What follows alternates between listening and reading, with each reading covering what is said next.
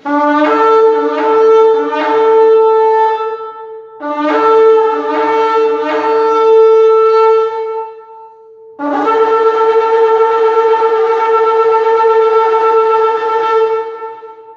que hemos estado hablando acerca del libro de Gálatas, un libro muy importante, un libro muy poderoso, donde se nos revela a nosotros lo que se llama la justificación por fe. Es un libro en donde hemos venido hablando, en donde claramente el apóstol Pablo defiende la postura de la salvación. El tema principal siempre es la salvación, porque sabemos que a partir de esto vienen todas las cosas, ¿verdad? Si una persona es salva por fe, las demás cosas van a llegar. De ahí que vamos a encontrar en el libro de Gálatas, desde el capítulo 1, 5:1 hasta el 13, vamos a encontrar nosotros 3 o 4 estilos de vida. Y esto es muy importante notar en esta noche. 3 o 4 estilos de vida. El número 1 es la libertad en Cristo por medio de la fe. Este es el centro. Este es un estilo de vida, la libertad en Cristo. ¿Ok? No es en sí, por llamarlo así, una doctrina, simplemente una enseñanza. Es un estilo de vida. La libertad en Cristo es un estilo de vida. Es un diario caminar. Es un diario caminar por el Espíritu. La Biblia dice que nosotros ya no estamos bajo el régimen de la letra, es decir, bajo el régimen de la ley, sino estamos bajo el régimen del Espíritu. Así que es un diario caminar con el Espíritu Santo. ¿Ok? Es más, la Biblia dice andar en el Espíritu. Para mucha gente eso es muy imposible. Para mucha gente eso es cuestión de algo que está fuera del alcance de ellos. ¿Ok? Porque se piensa que para caminar o andar en el Espíritu, como lo dice el apóstol, se piensa que después de muchas experiencias, que después de ciertas, gracias hermano, que después de cierto conocimiento o de cierto tiempo de estar con el Señor, entonces usted tiene la capacidad. Muchos creen que eso no es para todos. Sin embargo, la Biblia habla en general a los cristianos, no solo a unos, a todos. Dice, andad en el Espíritu. ¿Qué significa eso? Cuando hablamos nosotros de andar en el Espíritu, no es una cosa que Dios pone fuera del alcance de nosotros, porque habla de un caminar. Amén. Y da la idea o da la impresión del aprendizaje de un niño a caminar. ¿Qué es lo que pasa con un niño? Cuando empieza a dar sus primeros pasos, se cae, se levanta, se cae. Nos ha tocado que ir hasta el hospital por ciertos golpes que se han dado, pero ya está ¿qué? Caminando. Eso es lo que el apóstol Pablo trata de infundir aquí a la iglesia cuando dice andad en el Espíritu. Y Romanos lo vuelve a repetir. Dice que nosotros, o los que son hijos de Dios, somos guiados por el Espíritu Santo. Estos somos hijos de Dios. Entonces el caminar en el Espíritu no es una cuestión que esté fuera del alcance de nosotros. No es una cuestión que solo para los que hablan en lenguas o son muy espirituales. Es para todo cristiano, es para toda persona que ha recibido a Cristo en su corazón. A partir de ahí, esa persona ya no camina por la ley, sino por el Espíritu. Eso es caminar en el Espíritu. Porque la Biblia habla solamente de 2 regímenes. Romanos 7:6 habla de 2 regímenes. Habla del régimen de la ley. ¿Qué es un régimen? Un gobierno, algo que gobierna, algo que da instrucciones. Por eso se habla de los gobiernos, la administración de fulano, dice. Ahorita, por ejemplo, está la administración de un demócrata. Tiene su forma de gobernar, tiene su manera de hacer las cosas. Digamos que si después entra otro que es contrario a su partido, trae otra ideología, otra manera de hacer las cosas. Pues así mismo lo presenta Romanos. Dice, ya no estamos bajo el viejo régimen, sino bajo el nuevo régimen del Espíritu. O sea, estamos hablando de una vida de caminar en el Espíritu todos los días. Repito, no se trata de experiencias, no se trata de que todo el tiempo usted va a andar encumbrado y que solo esa es la manera de poder andar en el Espíritu. Andar en el Espíritu quiere decir que usted ya no depende de las obras de la ley para ser salvo. Eso es el caminar en el Espíritu. Es una vida diaria. ¿Y qué nos enseña entonces el apóstol Pablo? Caminar. A usted nadie le está diciendo cómo debe caminar una vez que aprende. Bendito Dios. Ni se debe andar cuidando para no caerse. Es un caminar diario. Es de una forma natural que se da. Amén. ¿Sí me entienden? Pero esto ocurre solamente a los nacidos de nuevo. A los que no han nacido de nuevo no pueden andar en este caminar del Espíritu que dice el apóstol Pablo. Entonces vamos a encontrar en Romanos el primer estilo de vida, que es gracias amor. Amado Dios. Vamos a encontrar entonces en Gálatas el primer estilo de vida que Dios nos dice. Dice, estad pues firmes en la libertad con que Cristo nos hizo libres. Este es un estilo de vida para todos los cristianos. Este es una manera de vivir diariamente. No que hoy soy libre y que mañana voy a estar otra vez en esclavitud. No, este es un estilo de vida que nosotros tenemos la responsabilidad por medio del Espíritu Santo, no por su intervención o por sus medios, de poder caminar en el Espíritu Santo. Esto es lo que Dios ya nos proveyó a nosotros. Gloria a Dios. Luego vamos a encontrar nosotros libertad, o mejor dicho, el número 2, legalismo, esclavitud, ley por obras. Gloria a Dios. Estoy hablando de que hay 4 o 3 formas de vida. La gente que vive bajo la libertad del Espíritu, la gente que ha sido libertada por Dios por medio de Jesucristo, y hablamos otro estilo de vida, los que dependen de las obras de la ley. Eso es otro estilo de vida. Hay gente que vive bajo ese estilo de vida. Dependen de las obras de la ley, dependen del antiguo régimen para poder caminar. Sin embargo, no se puede llevar una vida espiritual de esa manera. Bendito Dios. Luego tenemos el número 3, la vida licenciosa, o mejor dicho, una vida disoluta se dice. Esto quiere decir entregarse a vicios.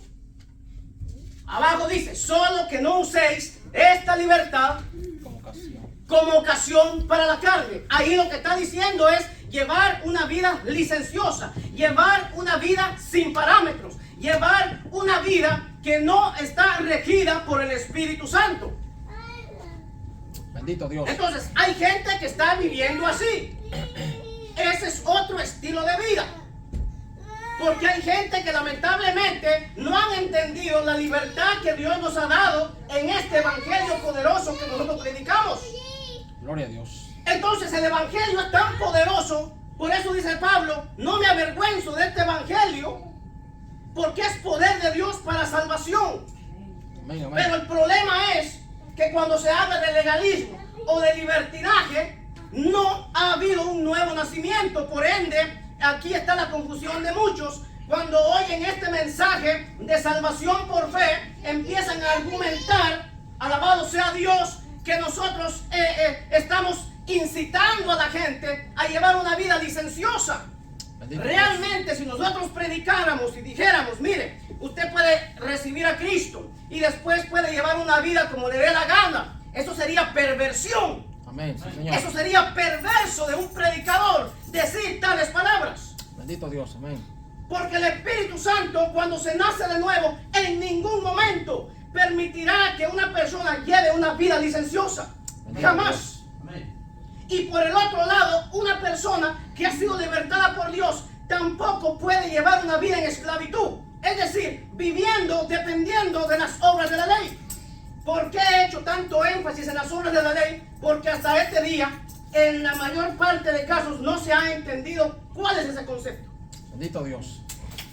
Y el concepto de hablar de las obras de la ley es que el legalismo, o mejor dicho, la ley o la circuncisión de la que habla el apóstol Pablo aquí, es una teología, es decir, es la base para la salvación de los que caminan por la ley.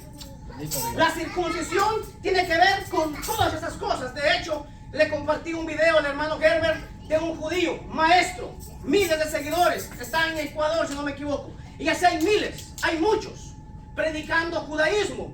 Pero lo más terrible es que cuando uno lee los comentarios, la gente No creen está en de Jesús. acuerdo totalmente con él. No creen en Jesús. Dicen que La para enseñanza de ellos no es abierta. Jesús no Sencillamente Cristo ni siquiera fue un profeta para ellos. Dicen, no reconocemos a Cristo. Así es. fue alguien que levantó una revuelta. Fue alguien que los romanos prendieron y mataron por venir a querer cambiar las cosas. El hombre estaba diciendo, él dijo, Cristo mismo se contradice, porque dice que él no vino a cambiar o a abrogar la ley. Y este predicador decía, si él vino a hacer eso, él vino a cambiar muchas cosas de esas. Por tanto, nosotros no creemos en nada de eso. Y le hicieron la pregunta que creía de la Trinidad, mucho menos que eso es idolatría.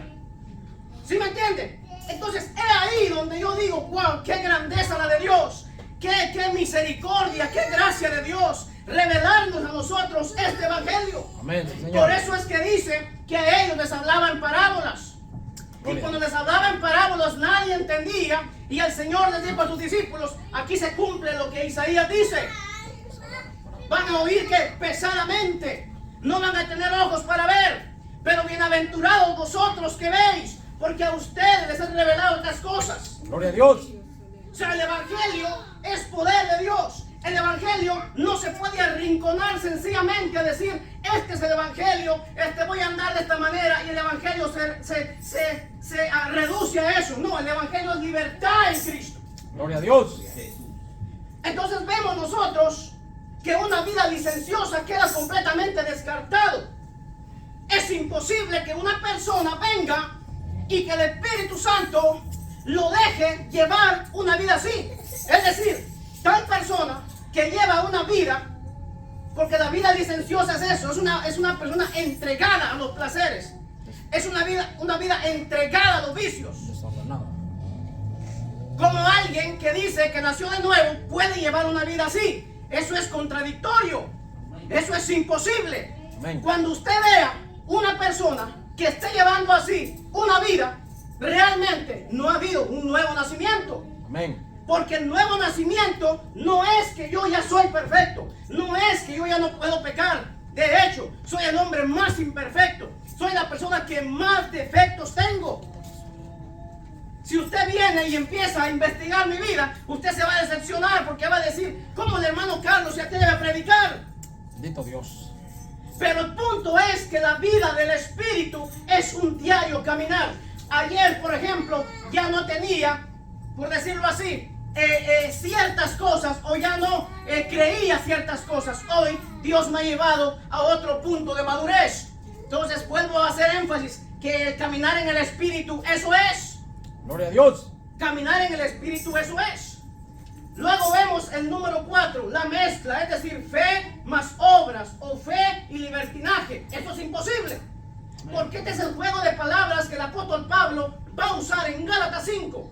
Va a hablar de la ley, va a hablar de la fe y va a hablar de libertinaje. Estas tres clases o estas tres cosas son un estilo de vida. Y aquí nosotros en el centro, por medio de la fe, tenemos la capacidad de llevar una vida agradable a Dios. Una vida que Dios demanda. Por medio de nuestro Señor Jesucristo. No por mis esfuerzos, como lo hemos venido diciendo. Entonces, mezcla, es decir, fe, como ustedes se van a dar cuenta que es lo que dice el texto. Es una mezcla porque es fe más obras o fe y libertinaje. Esta última es la más perversa y hasta cierto punto vergonzoso y ridículo de creer. Esta última de la vida de licenciosa esa es la más vergonzosa. Esa es la teoría que como predicador, por decir algo, da hasta un poco pena refutarla porque no tiene base. Nadie puede afirmar que es cristiano, que lleva una vida de fe y al mismo tiempo llevar una vida de libertinaje. Eso es imposible. Entonces, en Gálatas 5:2 en adelante usted va a empezar a ver. Por ejemplo, digámoslo así, va a salir un mercado, un producto al mercado, que este producto se ha anunciado para adelgazar. Este es un ejemplo para que usted me entienda lo que le quiero explicar. Ellos vienen y dicen que van a usar a una persona que está un poco más de libras como ejemplo para que este producto y hacer la prueba si este producto funciona en tal persona.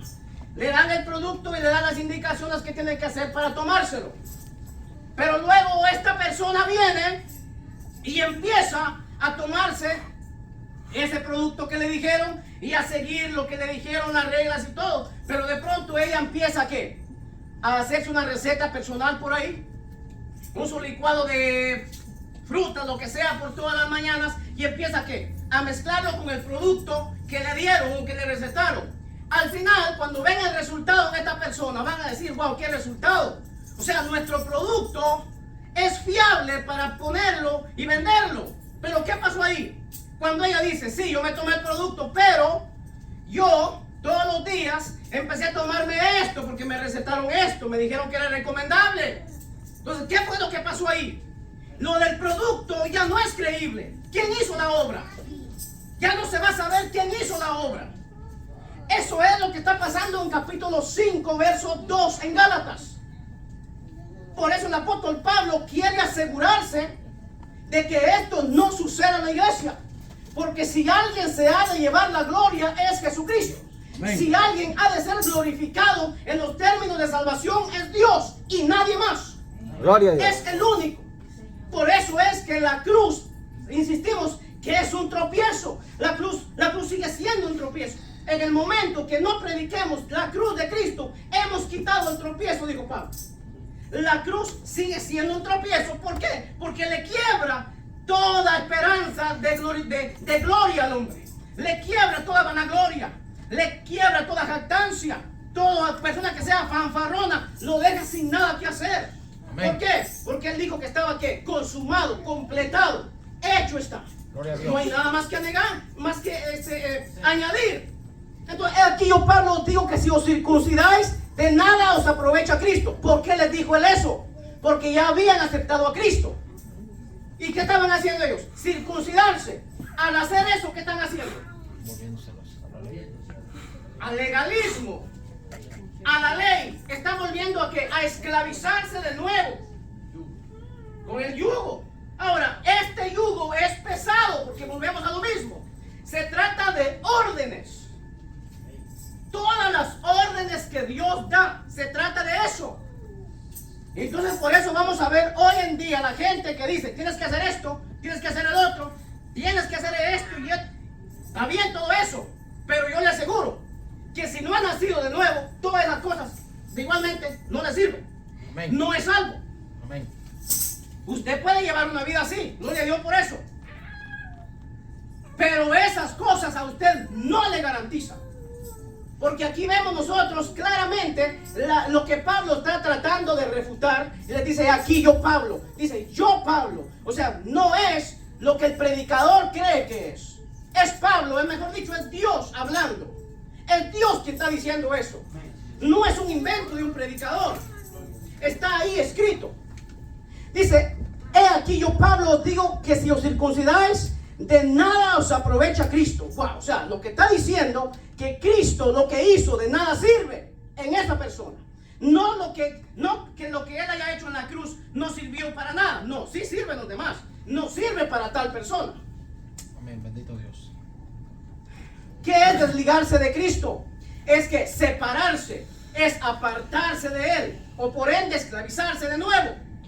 Pues la escritura clara dice que tal caso Cristo no le aprovechará de nada. La cruz es inservible. Esto implica tres cosas. Uno, el cumplir la ley por parte de Cristo a tal persona no le sirve de nada. La vez pasada dijimos cómo Cristo cumplió la ley, cómo Cristo nació bajo la ley, con el propósito de ¿qué? De redimir a nosotros que estábamos bajo ese sistema, bajo esa esclavitud, bajo ese yugo. Nosotros éramos ¿qué? Esclavos. Amén. Amén. Pero ahora ya no lo somos. Ese es el énfasis de Pablo. Ahora ya no lo somos. Ahora somos ¿qué? Libres en Cristo Jesús. Amén. Gloria a Dios. En el 4:3 dice, así también nosotros cuando éramos niños estábamos en esclavitud, bajo los rudimentos. Yo estaba investigando esa palabra, bajo los rudimentos, y estaba viendo que los rudimentos tienen que ver con las costumbres o las maneras que la gente quería acercarse a Dios. Y el problema de esto es que cuando empezaban con sus rituales ya había una manifestación demoníaca, o sea que los demonios están detrás de la religión.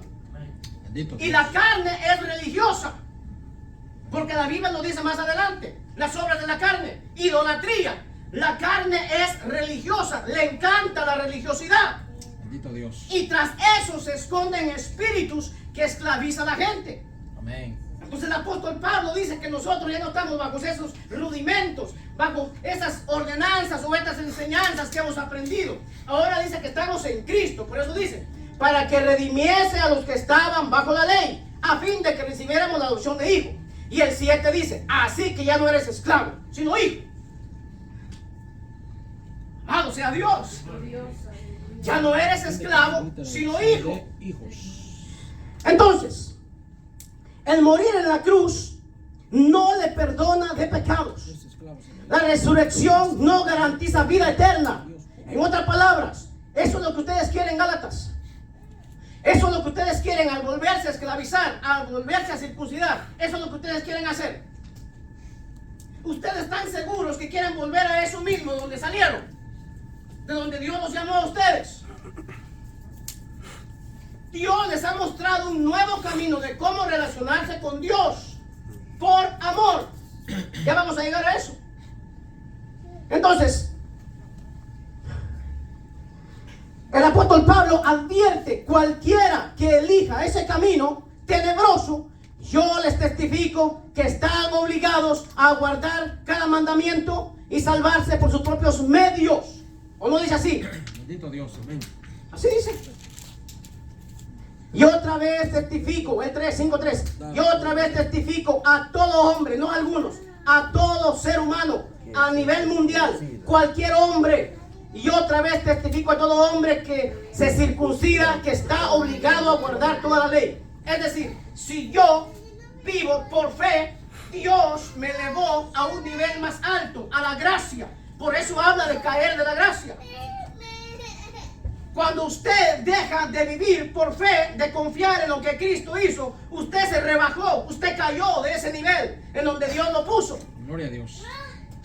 Usted ha de haber caído de ahí. Él dice, yo testifico, dice Pablo. ¿Por qué él testifica de eso? Porque él salió de eso. Porque Dios le mostró lo que había en eso, esclavitud. Yo testifico a todo hombre que insista en ese camino, que está obligado a guardar toda la ley, no unas cosas. Le voy a poner un ejemplo. Un policía, por ejemplo. Yo voy manejando, veo una luz en la noche, no hay nadie que me está viendo. Nos ha pasado con el hermano. Hace años me pasó. Hay una luz que dice, no retorne en rojo. ¿Sí? Ahí está el letrero, no retorne en rojo. Nadie me está viendo. La luz ingrata no cambia. Y dice que no hay que retornar en rojo. Yo estoy ahí, ¿qué hago? Miro para todos lados y me la llevo. ¿Qué pasa? Me sale un policía. Y el policía y me dice, bueno, y usted, disculpe, ¿usted no vio el SAI? Sí, sí lo vi, al que no vi fue usted. Sí, yo vi. Bueno, usted ha cometido una infracción. Y usted empieza a defenderse, va. No, es que yo soy cristiano. Mire, dice que yo soy líder de una iglesia. Yo predico. Es más, soy un buen esposo. Soy un buen esposo. No soy infiel, tengo mis hijos en orden, todo. Mire, yo diezmo, yo ayudo a la gente. Y usted empieza a sacarle todo lo bueno que usted ha hecho. Y el policía le va a decir, sí, pero usted quebrantó la ley en este momento. Así es. Una cosa tan sencilla que parece ser. Todo lo demás a usted no le sirve. No le da. Todito lo demás a usted se le cae al piso. Y aunque usted diga, no, que yo voy a la iglesia, y yo voy los 7 días, y yo oro todos los días, y yo ayuno, y yo amo a Dios, y yo busco a Dios. Pero si usted está viviendo bajo ese sistema de ley, creyendo que estas cosas lo van a mantener a usted justificado delante de Dios, entonces usted está bajo un sistema, bajo maldición. Porque usted no podrá mantener todo en orden. Amén. Yo quiero que eso se entienda claramente, que de eso Dios nos libertó. Amén. Ahora, entonces, ¿que vamos a quebrantar lo que Dios dice? No. ¿Para qué tenemos el Espíritu Santo? ¿Para qué nos dio Dios el Espíritu Santo? Para esto mismo, para llevar una vida de acuerdo a la que Él demanda. No estamos hablando de una vida de perfección, que somos perfectos. Estamos llevando una vida de poder agradar a Dios todos los días. Amén. Ese es el concepto de la ley. Que usted puede venir y decirle a tal persona, al policía, que usted, y el policía le puede creer: yo sé que usted es un gran hombre, yo sé que usted, definitivamente, usted no tiene todo cuadrado, pero permítame hacerle su ticket. Como dijo el pastor Leslie, en el nombre de Jesús, no me haces el ticket. Y el policía le dijo: en el nombre de Jesús te lo hago. No hay manera de escaparse, porque usted ya quebrantó la ley. Usted debe pagar por eso. Eso quiero que se quede bien clarito, hermano. Que usted no fue llamado a llevar ese estilo de vida aquí abajo. De estar en temor. No, que hoy no hice esto. No, que hoy hice tal cosa. No. Usted no fue llamado a vivir bajo ese régimen de condenación. Usted fue sacado de ahí. Usted fue libertado de eso. Por eso insistimos que cuando hablamos de estar firmes en la libertad de Cristo, es no estar bajo el sistema, bajo este reglamento que nos mantiene cautivos. ¿Por qué? Porque no podemos cumplirlo. Yo sé que usted se puede jactar de que es fiel. Yo sé eso, que usted puede decir que usted es fiel. Pero cuando usted usa la palabra fiel, recuerde que la palabra fiel encierra todo. No que unas cosas. Usted puede jactarse que tiene algunas cosas ordenadas y las tiene bien en orden. Gloria a Dios por eso. Pero para usar la palabra fiel es completa. Dios demanda completa fidelidad. Por eso dice que aunque nosotros seamos infieles, Él sigue siendo fiel. Amén. ¿Por qué? Porque Él sabe nuestra debilidad. Amén. Él sabe nuestra humanidad que tenemos. Que ese estándar no lo podemos alcanzar. Es como cuando decimos que obedecemos perfectamente. Es imposible. No se puede jactar una persona de decir que obedece a Dios. Escuche esto. Lo voy a decir claro. No se puede jactar usted diciendo que obedece a Dios. Posiblemente usted sí obedezca delante de ciertas personas ciertas cosas que Dios le dice. Pero cuando Dios habla de obediencia, demanda la obediencia completa y total. La cual hemos dicho que Cristo fue el único que obedeció perfectamente lo que Dios exigía. Amén. Gloria. Ya hemos dejado claro todo eso, que esa obediencia entonces fue que atribuida a mí, lo que Cristo hizo. ¿Por qué? Porque Romanos dice que yo en ninguna manera podía obedecerle a Dios. En ninguna manera yo podía llevar una vida agradable a Dios. Entonces Juan 8:36, así que si el Hijo os libertare, seréis verdaderamente libres. Amén, amén. En este contexto los judíos dijeron que nunca habían sido esclavos, como muchas veces nosotros podemos proclamarlo. Gloria a Dios. Nunca hemos sido esclavos de nadie. Así que le dijeron a Cristo: ¿cómo dices tú seréis libres? En otras palabras, ¿de qué nos puedes libertar tú? ¿A qué libertad tú te refieres, Jesús? O sea, explícanos un poco. ¿Por qué tú dices que nosotros somos esclavos? Nunca lo hemos sido. Nuestro padre es Abraham. Nosotros somos la descendencia real. Es imposible. Nosotros no somos hijos de fornicación. Pero Cristo les está dando a entender claramente que si están bajo el sistema legal, son esclavos. Amén. Por la palabra de Dios son esclavos. Así que lo primero que hay que entender aquí en Gálatas 5:1 es que Cristo compró mi libertad rescatándome del yugo de la maldición de la ley. Este es el punto muy importante, que me mantenía bajo condenación eterna por transgredirla continuamente. Así que Cristo me libertó de la muerte. Gálatas 3:10 y 3:13, que ya lo hemos visto. En Gálatas 3:3 y 3:10, ahí está la compra. Ahí está mi rescate. Ahí está mi liberación del sistema este. Ahí Dios lo resume todo. Gálatas capítulo 3, verso 10. Porque todos los que dependen de las obras de la ley están bajo maldición. Aunque una gente diga que no. Aunque los maestros sigan predicando, la Biblia dice que están bajo maldición. Si enseñamos un evangelio por obras, si enseñamos un evangelio de mezclas, si enseñamos un evangelio en donde no atribuimos la salvación completa solamente a la fe en Cristo Jesús por medio de la gracia, no es un evangelio. Esto fue lo que defendió Pablo con uñas y con todo desde el principio de la carta. De hecho, él le llama malditos los que no permanezcan en la ley. Él dice que todo el que se atreva a otro evangelio está bajo maldición. Y esa condena usted la va a ver que va a caer sobre los maestros. Ojalá se mutilasen los que os perturban. Hay una condenación para ellos. ¿Por qué? Por venir y quitarle el crédito a la obra completa de Jesucristo en la cruz del Calvario. Amén, amén. Así que en Gálatas 3:10 está muy clarito y en 3:13 mucho más. Cristo nos redimió, no dice que me va a redimir, nos redimió de la maldición de la ley. Por eso le estoy diciendo que usted ya no es esclavo. Cristo nos redimió de esa maldición. Ahora usted no está bajo maldición. Es decir, ¿cometemos pecados? Sí. Pero cuando usted comete un pecado, a usted la ley no lo puede condenar, pues no está bajo ella. Ahora está bajo el nuevo régimen. Es decir, bajo el régimen de la gracia. Entonces va a seguir pecando. No. Claramente Romanos dice no. No se trata de que, hermano, entonces yo puedo hacer esto. No. Lo que está diciendo es que como somos imperfectos, hay una naturaleza que no se me fue quitada, aunque yo quisiera, aunque yo gimo. ¿Cuándo lo hace? Sí, amén. Yo gimo, mi espíritu, Señor. gimo, el Espíritu Santo gime por cosas que yo quisiera que se quitaran. Y hay una conexión cuando uno ora con Dios, porque hay ciertas cosas que están ahí. Y es la naturaleza que Dios no quitó.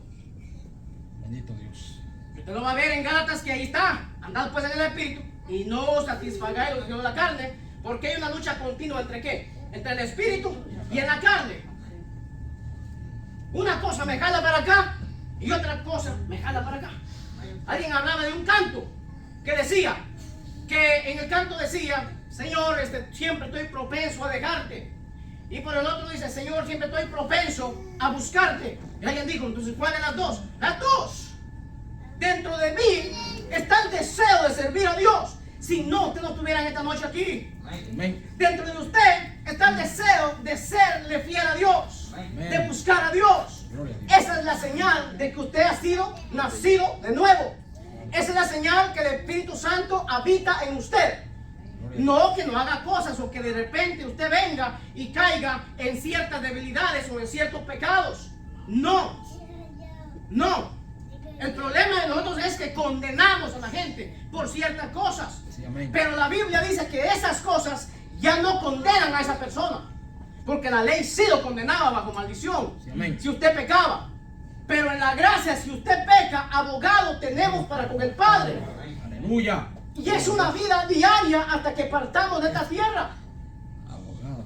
Es una vida donde nosotros necesitamos por el Espíritu Santo anhelar lo de Dios, anhelar buscar a Dios. Entonces, número 1, libertad de la condenación de la ley. Lo veo en Gálatas. Número 2, libertad de la condenación del pecado. Romanos 8:2. Porque la ley del Espíritu de vida en Cristo Jesús me ha librado de la ley del pecado y de la muerte. ¿Se da cuenta? De estas cosas Dios nos libertó. Número 1, de la maldición de la ley. Que estábamos bajo ese sistema. Es decir, si usted pecaba, era condenado por la ley. No había esperanza. Pero ahora Dios nos saca de ahí. Y ahora, si usted peca, si usted por alguna razón entra en un conflicto, la Biblia dice que usted no es condenado. De la condenación del pecado, ya vimos Romanos 8:2. Número 3, libertad de la muerte espiritual. Romanos 6:23. Porque la paga del pecado es muerte. De eso fuimos libertados. Mas la dádiva de Dios es vida eterna en Cristo Jesús, Señor nuestro. Esta es la vida a la cual Dios nos ha llamado. Primera de Corintios 15:22. Porque así como en Adán todos mueren, también en Cristo todos serán vivificados. ¿De qué habla la Escritura? De vida. Ahora que estamos en Cristo, la Escritura habla de vida. Nos ha sido implantada la vida de Jesucristo. Por eso la Biblia habla de la esperanza de la justicia. Usted lo va a ver ahí. Ahí mismo está en Romanos en Gálatas capítulo 5. La esperanza de la justicia. ¿Qué da a entender esto?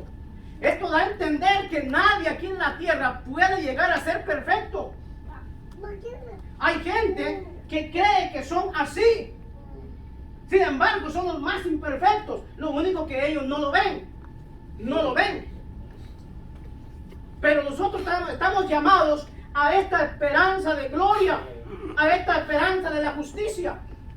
Es decir, cuando se manifieste Jesucristo, es decir, cuando de alguna manera partamos de esta tierra y vayamos con Él, o Él venga por su iglesia. Hasta ahí se completará en usted la obra perfecta de Cristo. Amén. En ese momento usted será revestido de la gloria de Dios. Gloria a Dios. Pero mientras tanto, nosotros tenemos un compromiso con Dios de llevar una vida de libertad. Es la vida a la que Pablo nos está llamando, una vida de que seamos libres de estos conflictos. Por eso cada vez que usted se sienta en esa condición de condenación, usted, el Espíritu Santo le traiga a usted a memoria de que usted no está bajo el sistema, que usted no ha sido condenado. Amén, amén. Por eso vamos a ver muchos que para usted quizás estaban excluidos. Sin embargo, hoy hasta son predicadores. Gloria a Dios. Porque Dios, lo que Él empieza, lo terminará. Cuando entiendo o vivo a la altura de este conocimiento, entonces soy verdaderamente libre, cobrando en mi vida la palabra que Cristo dijo, consumado es. Cualquiera que altere este orden del Evangelio, entonces de nada le aprovechará Cristo. Pues cualquier camino de justificación que no sea solo y exclusivamente por fe, de la gracia habrá caído. Solamente por fe. Gloria a Dios. Digamos que un día Dios lo llame a su gloria. Y de pronto usted se encuentra allá y el Señor le dice, ¿por qué estás aquí? ¿Cómo llegaste aquí? No, Señor, por creer en ti. El Señor le dice, eso está muy bien, creíste en mí.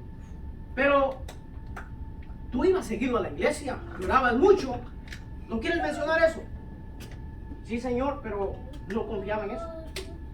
Pero tú eres predicador, tú eres un evangelista, eres un pastor y tenías congregación llena y muchos te aplaudían y tú recibías muchos regalos. Sí, Señor, pero yo no confío en eso. Yo confío en ti. Pero no vas a mencionar que fuiste uno de los hombres más que ayudaste a las personas, que ayudaste mucho. No vas a mencionar eso. Señor, yo confío en ti. Eso es la confianza o la dependencia en Dios. ¿Todas las demás cosas son malas? No. No. No, el punto clave aquí es que usted no puede descansar en eso. Eso es lo que estaban haciendo estas gentes. Descansando, poniendo su confianza en la circuncisión que tenía que ver con todo el sistema de reglamentos que ellos tenían. Ese judío que le compartí lo dijo claramente, ¿sí o no? Tenemos 613 mandamientos, dijo. ¿Cómo puede él garantizar que los cumple? ¿Cómo puede él decir que todo lo tiene cuadrado? Y lo dicen con convicción, pero el punto que debemos de entender nosotros es que Dios les dio un espíritu para que no oigan y para que no entiendan. De estupor. De estupor. Bienaventurado usted que se le fue revelado esto. Usted es más que bienaventurado por ver, porque Dios le reveló el Evangelio. Ahora bien, ya voy a terminar. Aquí voy a entrar algo importante que quizás me desvíe un poco ya para terminar.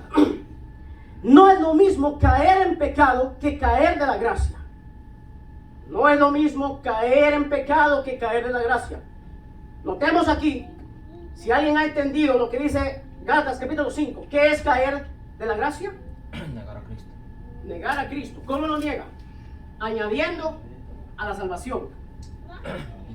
Cuando usted le añade sus esfuerzos a la salvación, usted cayó de la gracia.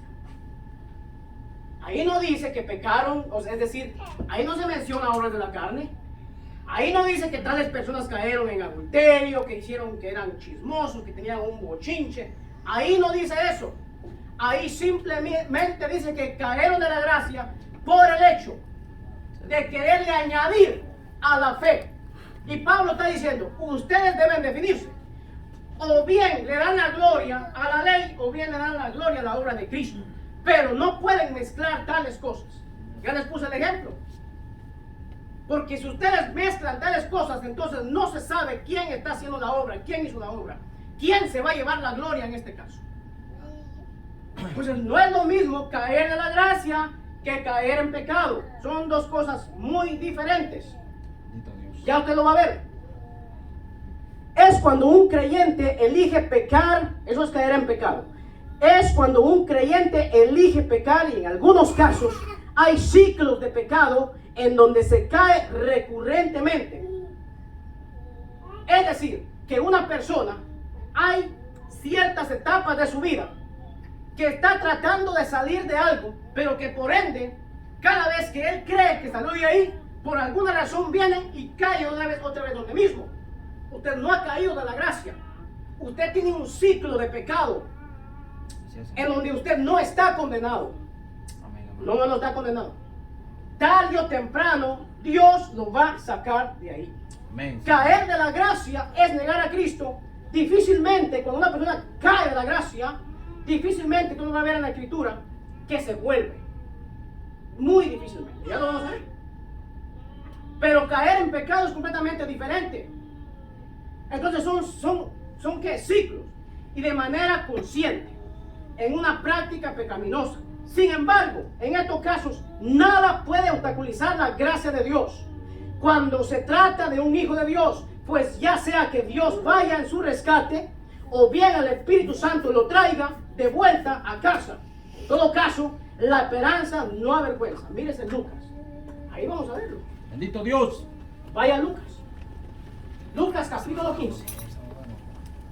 Entonces, en este Lucas capítulo 15, me voy a desviar un poquito, hay 3 parábolas. Y usted va a encontrar cuál fue la razón por la cual surgieron estas 3 parábolas. Mire cómo dice. Se acercaban a Jesús todos los publicanos y pecadores para oírle. Nótese bien esto. ¿Quiénes se acercaban a Jesús? Los publicanos y los pecadores para oírle. Es decir, tenían interés cuando escuchaban hablar de Cristo. Había algo dentro de ellos que los llamaba a escuchar a Jesús. Era gente por la cual Dios ya había puesto sus ojos en ellos. Mire qué dice. Se acercaron a Jesús todos los publicanos y pecadores para oírle. Y los fariseos y los escribas. ¿Quiénes son estos? Los legalistas, de los que se habla Gálatas. Y los fariseos y los escribas murmuraban. Un momento ahí. ¿Qué decía? Murmuraban. Es decir, empezaron a contender, a contradecir, a hablar entre ellos y decir, bueno, ¿qué es esto? ¿Por qué nace esto? Murmuraban, diciendo, oiga, ese término es terrible. Este es un término despreciable. Eso. A los pecadores recibe y con ellos come. Entonces, véase bien, por eso estoy diciendo, no es lo mismo caer en pecado que caer en la gracia. Cuando ellos están bajo el sistema legal, la gracia está completamente obstaculizada. No hay entrada de la gracia hacia ellos, porque ellos están completamente entregados a un sistema. Amén. Ellos están entregados a un sistema. Entonces, ¿qué dice? La arrogante expresión de desprecio a los más viles pecadores por la abierta relación de Jesús con ellos dio lugar a 3 parábolas que ilustran el interés, preocupación y el gran amor de Dios por los perdidos y descarriados. Esto es lo que Dios quiere introducir en estas 3 parábolas que Él va a explicar. Mateo 9:9 relata el llamamiento del publicano, de los cuales eran excluidos. En Mateo 9:9 habla del llamamiento de Mateo, el apóstol. Amén. Este era un ¿qué? Un publicano. Ahora, ¿por qué la Escritura hace énfasis en publicanos y pecadores? ¿Por qué los escribas y los fariseos dividían estos grupos de gente? Porque ellos se ponían en un lugar en donde nadie los alcanzaba, Ellos eran de Dios y estos estaban excluidos. Los publicanos eran personas públicas que trabajaban recolectando los tributos para el gobierno de Roma. ¿Por qué? Porque el gobierno de Roma los tenía bajo presión. El gobierno de Roma estaba en ese tiempo, tenía al pueblo de Israel bajo su mando, por decir algo, bajo su autoridad. Y ellos estaban supuestos a darle tributo a Roma. Y en el gobierno de Roma viene y pone a judíos a recolectar los tributos. Por eso eran odiados. ¿Por qué? Porque eran corruptos. Ahí ve usted el caso de Nicodemo. ¿Nicodemo fue? ¿El que se bajó del árbol? No, Zaqueo. Zaqueo. Era un publicano, jefe de publicanos. Tenía mucha plata, era rico. ¿Pero qué? Era corrupto. Porque él lo reconoce. Si él ha defraudado, lo voy a devolver. Entonces, por eso usted va a ver que los fariseos excluyen a los publicanos y a los pecadores. Para ellos, ¿quiénes eran los pecadores? Las prostitutas. La gente más despreciada. La gente más vil. Ellos era algo horripilante para ellos. Los publicanos y los pecadores, las prostitutas. ¿Qué hacía Cristo? Comía con ellos. Con ellos se sentaba Cristo a comer. Con ellos se sentaba Cristo a comer. O sea, el evangelio es poderoso, hermano. Cuando empezamos a entender esto, entonces, ¿qué pasa con la religiosidad? Se cae. Amén. Se cae porque ellos tenían un gran concepto de que eran muy religiosos y eran muy santos. Yo no soy como tal fulano, decía uno en su oración. No soy como ese. Yo hago esto, hago el otro, 3 días, ayuno a la semana, diezmo de todo, me congrego todos los días. Yo no soy como ese. ¿Sí me entienden? Entonces excluían. Entonces aquí relata el llamamiento del publicano, de los cuales son excluidos de la sinagoga y aborrecidos por trabajar para los romanos, los cuales los oprimían, los odiaban por ser corruptos. Sin embargo, Jesús se sentó con todos ellos en una mesa, por lo que los legalistas arremetieron contra Jesús. Pero él les dijo: los santos no tienen necesidad de médicos, sino los enfermos. No he venido a llamar a justos, sino a pecadores. Por eso insisto, sigo diciendo que los candidatos para llegar al cielo son los pecadores. Los más pecadores son los candidatos para llegar al cielo. Los religiosos no dejan que la gracia de Dios entre. Amén. Eso es muy peligroso. Cuando usted ve a una persona cerrada, es muy peligroso, porque posiblemente hace tiempo se ha de ver apartado del Señor Jesús. Bendito Dios. Ahora lo vamos a ver. Tú no tienes necesidad de médicos, o sea, he venido por los enfermos. No he venido a llamar a justos, sino a pecadores. Aprendan, les dijo Jesús, lo que significa misericordia quiero y no sacrificio. Palabras de Jesús: aprendan lo que yo quiero, misericordia y no sacrificio. Amén. De manera que Jesús rechazó por completo la postura legalista de tener su propia justicia, sus propios méritos. Según Jesús, los legalistas corresponden a las 99 ovejas. Ajá. Jesús dice que estos fariseos pertenecen a las 99 ovejas, que no tienen necesidad, que están muy bien en su redil, que no necesitan nada, que no necesitan de la justificación por fe. Ellos están muy bien, ellos no están perdidos, según ellos. ¿Qué hace Jesús? Dice: se me descarrió una. ¿Qué hizo Jesús? Se fue a buscarla. Pues estoy diciendo, es muy diferente caer de la gracia, caer en pecado, a una persona descarriada, a un pecador, es muy diferente. Amén. ¿Qué hombre de vosotros, teniendo 100 ovejas, si pierde una de ellas, no deja las 99 en el desierto y va tras la que se perdió? ¿Quién va? Jesús. O sea que no es uno, ¿verdad, hermano? No es uno que encontró a Jesús, ¿va? Como muchos dicen: no, yo encontré a Jesús. No, Señor, Dios te fue a buscar. ¿Por qué? Porque estabas perdido y estabas condenado. Amén. Y estabas completamente bajo maldición. Solo era cuestión de tiempo, como dijo Spurgeon, para descender al infierno. ¿Por qué? Porque estabas excluido. Sí, pero amén. Dios te fue a buscar. Gloria a Dios. Aquí vemos que el Señor, ¿qué? Va a buscar a la oveja perdida. Amén. ¿Y qué dice? hasta encontrarla.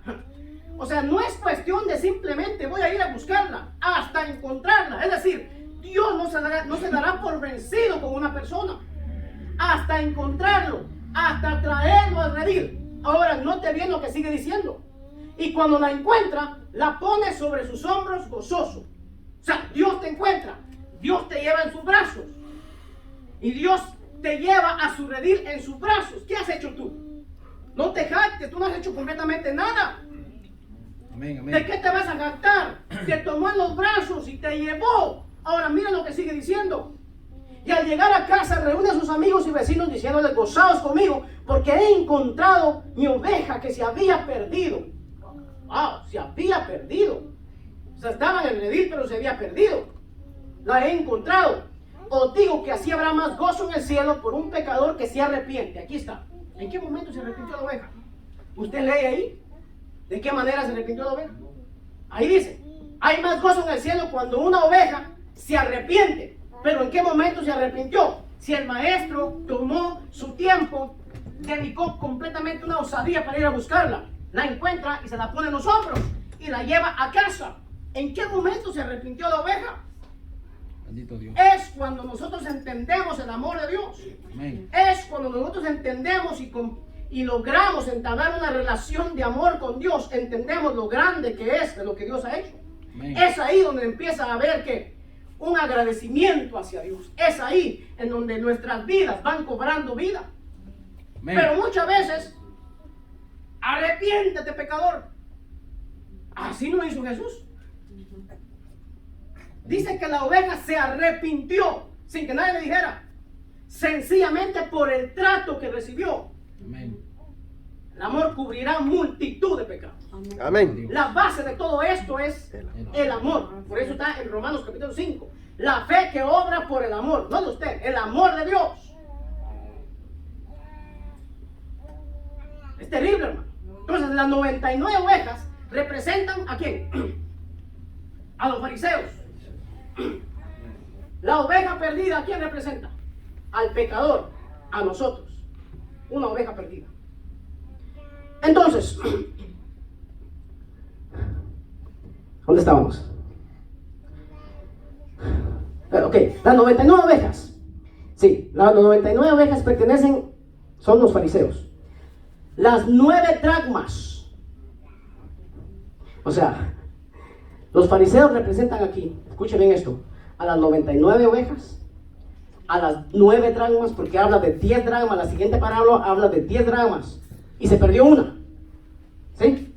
Entonces los fariseos representan a las 99 ovejas, a las 9 dracmas, y representa al hijo mayor o al hermano mayor del hijo pródigo.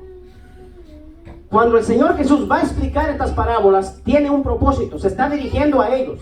Le está diciendo que las 99 son ellos, que las 9 dracmas son ellos, que el hermano mayor son ellos. Eso es lo que les está tratando de dejar en claro el Señor Jesús. O sea, estas personas lo tienen todo cuadrado en sus vidas, mientras que los publicanos y pecadores corresponden a la oveja perdida, la moneda perdida y al hijo pródigo.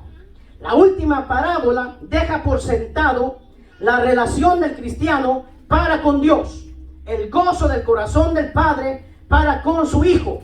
Este gozo opacó el rostro del engreído hijo mayor, quien estaba enojado, indignado, irritado y amargado, negándose rotundamente a entrar a la casa del Padre. Usted ha leído la parábola, pero no la ha abordado desde ese punto de vista. Que este hermano mayor representa a los fariseos que está en casa. Mire eso, está en casa del Padre, pero no tiene una relación con el Padre. Amén. Es terrible, hermano. Ahora, ¿dónde se encontraba este hijo mayor, este hermano mayor? ¿En dónde estaba? En el campo. ¿Qué estaba haciendo? Trabajando, dice, arduamente para su padre. ¿Lo dice así? Ahí estaba. Estaba trabajando arduamente para su padre. Y usted va a ver que ese es el reclamo que él hace. Amén. Señor, yo he trabajado para ti todo este tiempo, le dice, y no me has dado a mí una oveja con que yo me goce. Y a este tu hijo, o sea, mire usted la despechada o la falta de empatía, por decirlo así, la falta de amor. ¿Cómo alguien se puede llamar cristiano? ¿Cómo alguien puede decir que tiene una relación con Dios en esa postura?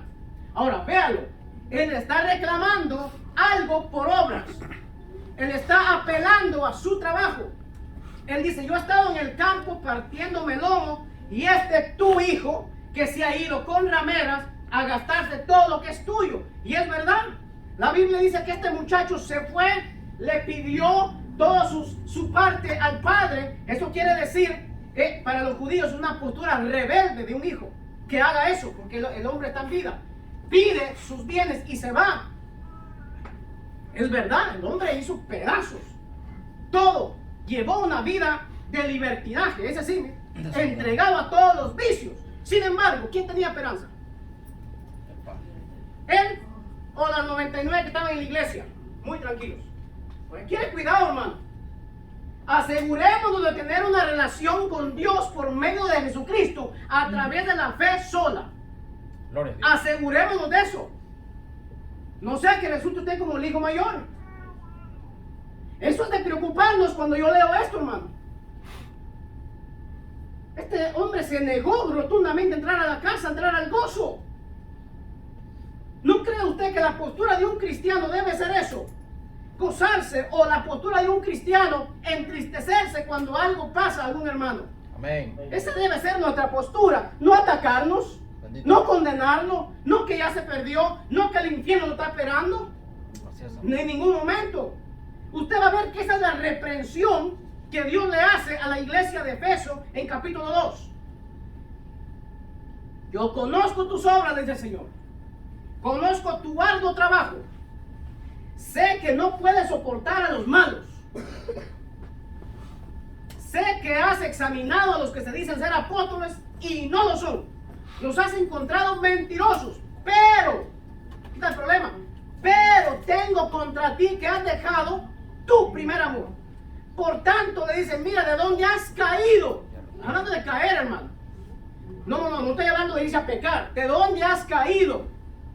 Ahora, Jesús le dice, todo esto lo has hecho por amor a mi nombre. Pero había una cosa. Cuando investigamos se va a dar cuenta que el Señor Jesús está haciendo el reclamo de la falta de amor de la iglesia hacia los demás. A eso se refiere. Porque cuando usted va al libro de Hechos, usted va a ver que Efeso era una iglesia activa, que tenía amor. Pero ahí usted va a ver que está condenando y está... Yo hablaba con el hermano hace un rato que hay una pequeña línea divisoria entre aborrecer el pecado y aborrecer al pecador. Él lo quiere mucho cuidado. Esa línea la mantuvo Jesús al hilo. Él aborrecía el sistema religioso. Él nunca aborreció a ellos. Por eso va a ver cómo trata al hijo pródigo. No, al hijo mayor. Hijo, le dice. Él se aseguró de rechazar o de atacar el sistema, no la persona. Y nosotros muchas veces no hacemos eso. Nosotros no hacemos esa separación tan importante que Dios le reclama a la iglesia de Efeso. Porque cuando le dice que has caído de tu primer amor, se refiere a eso. Amados los unos a los otros. Ese es, ¿qué? Un mandato al Señor. Amén. Entonces ellos están diciendo que aborrecen. Entonces yo me di cuenta, wow, uno puede aborrecer el pecado, pero a la misma vez aún no tener una relación con Dios. Porque usted va a ver que el hijo el mayor, está en casa. Aparentemente él dice, yo nunca te he desobedecido. Leanlo, ahí está. Palabras del hijo mayor. Le dice al padre, yo nunca te he desobedecido. O sea, él está haciendo un reclamo de su falsa fidelidad, de su falsa obediencia. ¿Por qué se enoja con el hermano? Por la misma razón. Porque no tiene el amor de Dios. Que este es un distintivo del cristiano. La circuncisión es un distintivo de los que viven por esa ley. Pero el amor es un distintivo de la iglesia. Algo que nos distingue, que nos hace ¿qué? Diferentes, que nos distingue. Entonces, aprendamos a no condenar, Amén. a no creer que porque alguien no está en la iglesia es un perdido, es un empedernido del diablo. No, no. Vea usted la postura de Jesús, que esto tenían más esperanza, los descarriados. Él fue entre la que se perdió. La trauma dice que la mujer sacudió la casa hasta encontrarla, que también tiene que ver con el pecador. Las otras 9 no se han perdido, son justos, no tienen necesidad de arrepentimiento. Ya para terminar,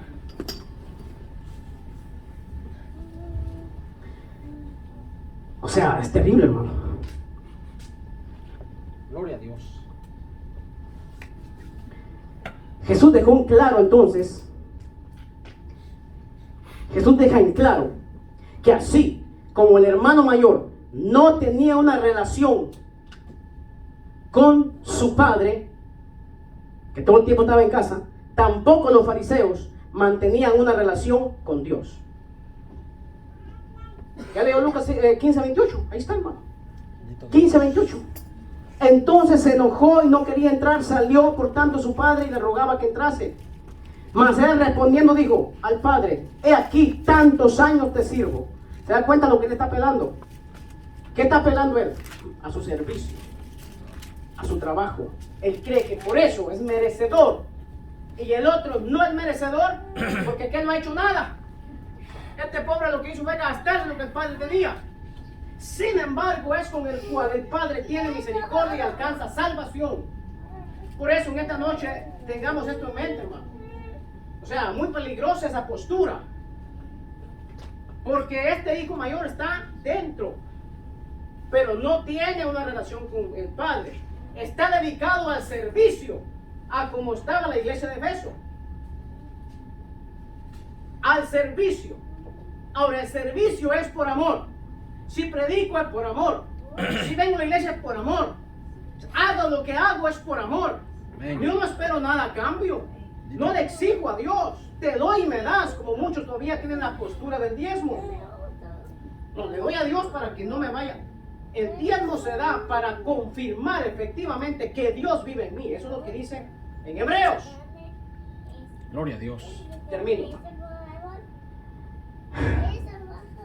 Termino. Hebreos 12:15. Gloria a Dios. Hebreos 12:15. ¿Por qué voy a ir ahí? ¿Cuál es la razón de que yo termine este mensaje ahí? Hebreos 12:15. Mirad bien. Escuche esto. Mirad bien.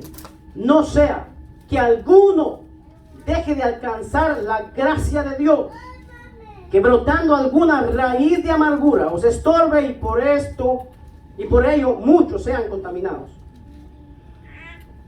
O sea, ¿qué impide alcanzar la gracia de Dios? ¿Qué impide? La amargura.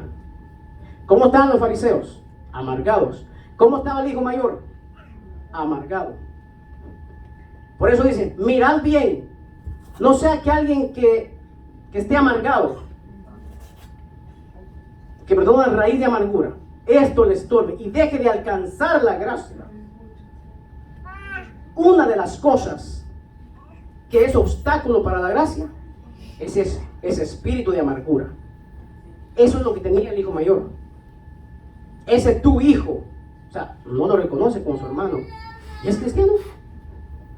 ¿Qué es amargura? Un sentimiento duradero de frustración. Cuando una persona está frustrada por alguna circunstancia en su vida, se empieza a abrir eso de la raíz de amargura. Y de pronto, la relación con Dios ya no es saludable. Ya todo le molesta. Hasta ver a otros prosperar, otros que son nuevos. Y Dios hace cosas que con ellos quizás no ha hecho. Les empieza a frustrar. Cuidado, esa es una cosa de amargura que está surgiendo ahí. Sentimiento duradero de frustración, resentimiento o tristeza, especialmente por haber sufrido una desilusión o una injusticia. Es una aflicción, pena, pesadumbre, una tribulación, un disgusto, un sufrimiento, un desconsuelo, un dolor. Eso es una amargura. Póngase de pie en esta noche. Gloria a Dios. Es la única manera de